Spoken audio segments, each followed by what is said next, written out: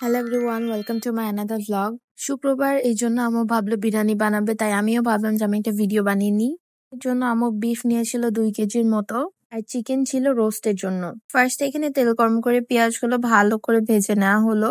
পেঁয়াজগুলো ভালোভাবে ভেজে নেওয়ার পরে আমরা আদা বাটা, রসুন বাটা আর পেঁয়াজ বাটা দিয়েছিলাম। এখন সবগুলো একসাথে ভালো করে মিক্স করে নিতে হবে যাতে স্মেলটা না থাকে। আমাদের কাছে কাজু বাদাম আর পেস্তা বাদাম ছিল, তো আমরা এটা পেস্ট নিয়েছিলাম।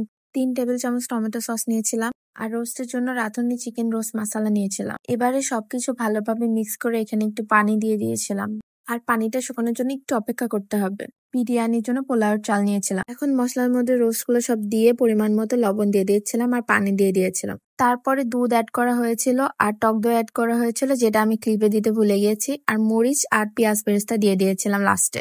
একটা প্যানে তেল গরম করে এখানে পেঁয়াজ দিয়ে দিয়েছিলাম, তারপর আদা, রসুন আর পেঁয়াজ বাটা দিয়ে দিয়েছিলাম পরিমাণ মতো। আমি কিন্তু এর আগেও বলেছি যে এক এক মায়ের রেসিপি কিন্তু এক এক রকম, আর এক এক মায়ের হাতের রান্নার স্বাদ কিন্তু এক এক রকম। ভালোভাবে সবকিছু মিক্স করার পর এখানে কাশ্মীরি লাল মরিচের গুঁড়া দিয়ে দিয়েছিলাম। সবকিছু ভালোভাবে মিক্স করে তেজপাতা, এলাচ আর যা যা লাগে সেগুলো দিয়ে দিয়েছিল আম্মু। সেটা ভালোভাবে নেড়ে চেড়ে হাফ বিরিয়ানির মশলা দিয়ে দিয়েছিল। আজকের বিরিয়ানির জন্য আমরা শানের বিরিয়ানি মশলা ইউজ করেছিলাম। মাংসটা কিন্তু ভালোভাবে নেড়ে চেড়ে মশলার সাথে মিক্স করে নিতে হবে। দেখতেইছেন যে পানি বের হয়ে গেছে। আর এই হাতে আমাদের রোস্টটা রেডি হয়ে গেছে। চিনি দিতে ভুলে গেছিলাম, পরে দিয়ে নিয়েছিলাম। আবার একটা প্যানে তেল দিয়ে তেজপাতা, ইলাইচি, দারুচিনি, স্টারফল আর যা যা লাগে সবকিছু নিয়ে ভালোভাবে রাইসটা মিক্স করে নিচ্ছিলাম। তারপরে যে হাফ শানের বিরিয়ানি মশলা ছিল ওটা দিয়ে দিয়েছিলাম রাইসের মধ্যে। আর এখানে আমাদের গ্রিন সালাড রেডি।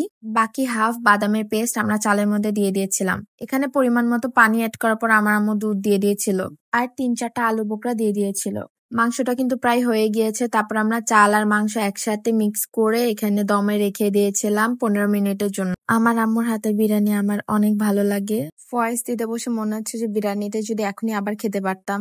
ভিডিওটি ভালো লাগলে অবশ্যই সাবস্ক্রাইব করবেন। Thanks for watching.